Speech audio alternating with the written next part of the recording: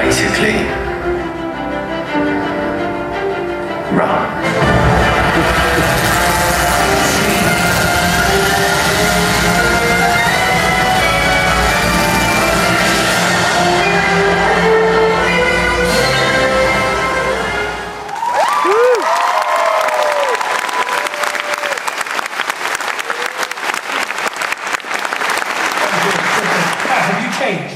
Yes, I've got older. This show has ravaged my once youthful looks.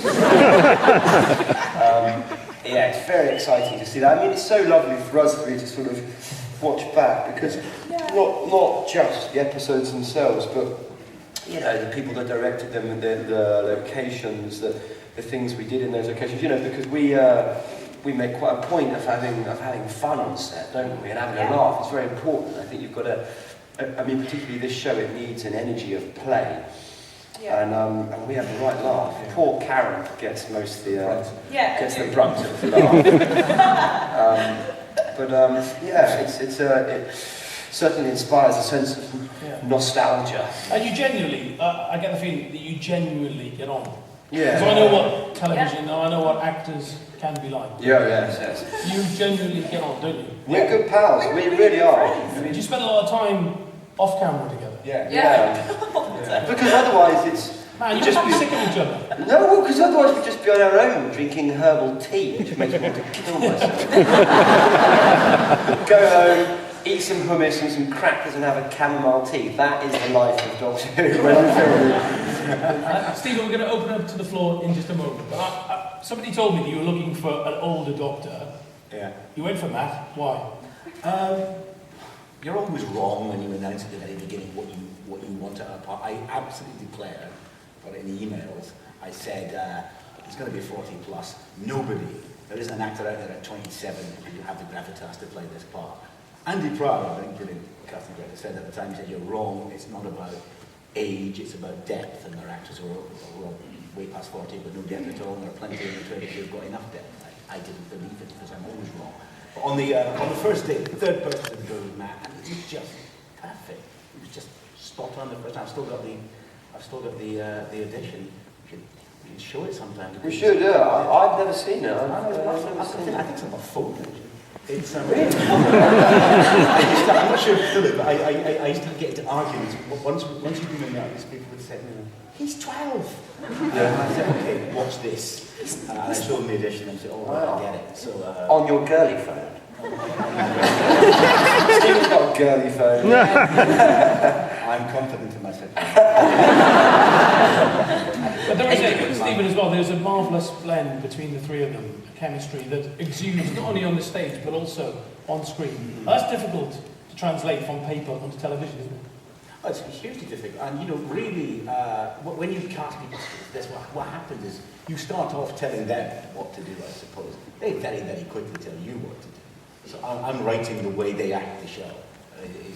I'm terribly aware of it, I see it every day, and you are writing for what they bring to it. So it's quite a different feeling once you've got a cracking cast like this, because you stop writing what was in your head, you start writing them, it's their voices. They take over. Just one final thing, one thing I learned in the week. I didn't know this. How many of you knew this, that Matt was a good footballer? Yes! Where have I been? So Matt, tell us, because I was just watching Football Focus in the green room. I didn't know it. You could have watched it. Should have watched it, mate. Yeah. Anyway, your team were on there, Blackburn Rovers, yeah? Blackburn Bolton today, we need a win. Yeah, we really do. So the football thing, I mean, you're full of excitement. Yeah. It was like, talk about Star Wars or something interesting. But were you a good footballer? Were you a better footballer than an actor? What's the deal? I was a pretty decent footballer. And it's something that I miss, but is most certainly a passion and a pastime now. And you know, it's quite a good release from work and acting at the moment. But it's football is my passion along with music, I'd say. It's your passion. Good stuff. Okay, we're going to open up the questions now from the audience. So I need a show of hands. I've got two microphones. Melody Colin. Canada frightened of the signs. I frightened as well. Are you frightened as well? Am I frightened of the silence? Yeah. Yes. The silence on the day when they knew and yeah, that's for real. They really freaked me me out. Yeah. I think that those are the most repulsive looking monsters we've ever had. Definitely. Do you think they're repulsive? Yes! They are. They're really scary. But also they're so creepy because they've got human suits on and they look sort of elegant, which weirds me out. The guy that plays Barnes is from Holland and he kind of speaks like that. And he's a really good, he's a great guy. He's a Yeah. great guy. So like you see him, He's like, yeah, and then I am like, hi guys. Let's have a big show of hands there for questions. We can get some. Stephen, have you got any plans to introduce old monsters like the Ice Warriors or anything? Sorry, who's that? I can't. Over here on the left-hand side, Stephen. Can you stand up for us? Thank you. Yeah, there you go. Oh, hello. Well, I'm glad you stood up to hear this. I'm not telling you.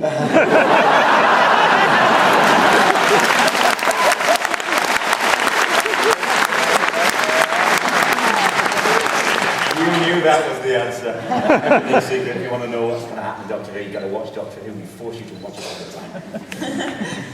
What was your favourite Doctor apart from yourself? Oh, me? That's a good question. I love Patrick Troughton because I think he manages to be peculiar without ever asking you to be peculiar. And I love David just because he was, I watched 4 seasons of him and sort of fell in love with him. And I've got to say, I really love Chris Eccleston because I think he sort of grounds it. I just like the fact he's from Manchester. He's from Manchester, and I'm a big fan of his as an actor. So I'd say those 3, probably. Troughton from the older years, and it's a tough toss between Dave and Chris, but I love them both really. Let's spin through the panel. Favourite Doctor? Me? Stephen? Matt. the one with the 2 hearts who travels in the TARDIS. There you go. Karen, do you have a favourite? Am I allowed to choose Matt? Of course you got. Matt? We all love Matt, don't we? Right, I need the microphone to come. To all of you, are you excited for season 7? Do you think it's going to be the best one? The best season yet? Yeah. The best season yet. It will be the best, yeah, because we've got we could tell you. Tom's leaving. Yeah, we've got our final episode as well. No, I'm very sad. As in place in this as in a climactic storyline, and then and we've got the angels. The angels are coming back. The angels are back. We had some people dressed up as angels earlier. I don't think we've ever had, just looking at this stuff we've shot so far on this, I don't think we've ever achieved before on Doctor Who the scale we've got at the moment. It's absolutely mind-blowing. So, yeah, I think it's going to be the best one. Can we tell the audience that, Arthur, you were upside down yesterday, filming upside down? Well, I can't tell you why. Not on purpose. Oh, that's in between filming. Sometimes you open a script and you know that Stephen's just playing with you. And I was like, right, so have a day upside down. Right. So it was on this, and it was the guy, right, this really excited me. It was the guy doing the wires who'd worked on all the Superman films. Yeah. Got some great stories about him. He's a lovely dude, isn't Told he? me stories about Richard Pryor and stuff like that. Yeah. This is great. But yeah, so what happened? Has anyone been suspended upside down? You think it's easy. And suddenly, it's like all the blood just goes, I'm going to explode your face. And as I was suspended upside down, I just saw Stephen walk into the back of the studio, laughing. Hands first, all the blood vessels. Yeah, under this makeup, I look like I've got a strange disease or something. There's a lot of burst blood vessels on my face right now. That is truly hysterical. Yeah. My question's for Stephen. When we first met River Song, we all knew she was somewhat important in the Doctor's life. But had you planned the whole Amy and Rory situation? Had you had it all planned out from that point? Where's that present? Here. Getting hopes from me. When I first wrote her in, it wasn't for any big reason. It was because I had the Doctor trapped in a library, and I wanted to wander around the Donna for a while. Then some archaeologists took him in, and I thought, well, how's he going to explain that he's there without being arrested for an episode? The psychic paper won't really cover that. So I thought, what if he knows one of the archaeologists? And I thought, well, that's a bit lame, what a coincidence. And I thought, what if it's an archaeologist he hasn't met yet? And then what if she's a really sexy woman who flirts with her? And you think, oh, and suddenly that takes over the story. I totally overwhelmed that story idea. And by the time I'd got to the end, because they needed, that's an exciting idea, the Doctor might have a wife out there in the future, might have a woman that he's in love with, might not, who knows, she is.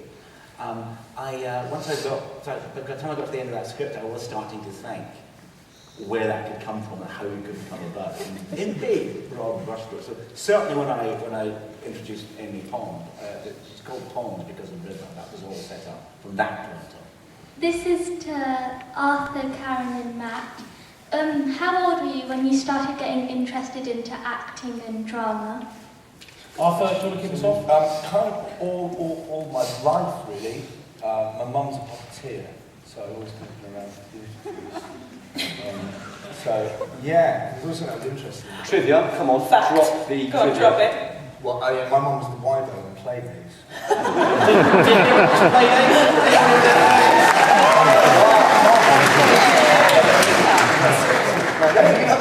Yeah, she's a lucky bird. Like, seriously, I wanted to do a series as a job when I was about 15. Honestly, as long as as far back as I remember, honestly. I came out of the womb and saw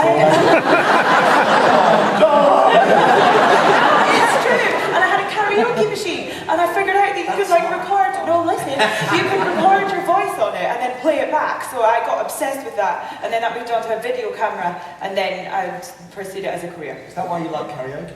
Yes, karaoke. What's your karaoke tune, incidentally? That's Life. Fever. Frank Sinatra, or Fever in a Scottish accent. Should give me fever. When you touch. Do you have a karaoke tune, Arthur? Oh, just, yeah. Don't Stop Me Now was the last one. Yeah. I'm the karaoke grump. These two love karaoke. I can't imagine being sat in a room with people singing. That's because we speak in a karaoke. little room, you do it in a big room. Don't try and sell it to me now. There will never be karaoke at the rap party. No. Ever again. No, we are agreed on this. Yes. We have ultimate power. No soul. If we stop other people doing karaoke, there will be a better place. Hi, so Matt, Karen and Arthur. Stephen uses the same character, the Weeping Angels and the Silence, a lot. What are your feelings towards the amount of repetition of those characters throughout the series? That's not it. The Silence 4 times. The Silence have been used as a series arc and a thread, and I think a very ingenious one. And to my mind, the Weeping Angels are the greatest Doctor Who monsters. They're my ever favourites. been. And every time you see them, you learn something more about them. Do you know what I mean? Yeah. Yes, which is... I think it's scarier. Yeah. Stephen. What? I think I've used them that much. We had 2 Weeping Angel stories. There's about to be a 3rd. That's hardly massive. And the Silence was where the major villain was. I don't know, it's a tough one, repeating monsters. Because obviously, there's part of me that always think, well, the debut's always going to be the big one. And everything after that is, and here's another opportunity to lose to the Doctor. But if you extended that logic, you'd never bring the Daleks back. Because the Daleks are, as I've often been guilty of saying, his most reliably defeatable foe. They must roll their little eye stalks when that blue box turns up. Oh God, it's going to be really plan. And the last minute he'll defeat us with that twink. But, you know, I think the lifeblood of Doctor Who is new monsters and new stories, but I also think the lifeblood of Doctor Who is bringing back the big hit. Yeah. We exist together. Yeah.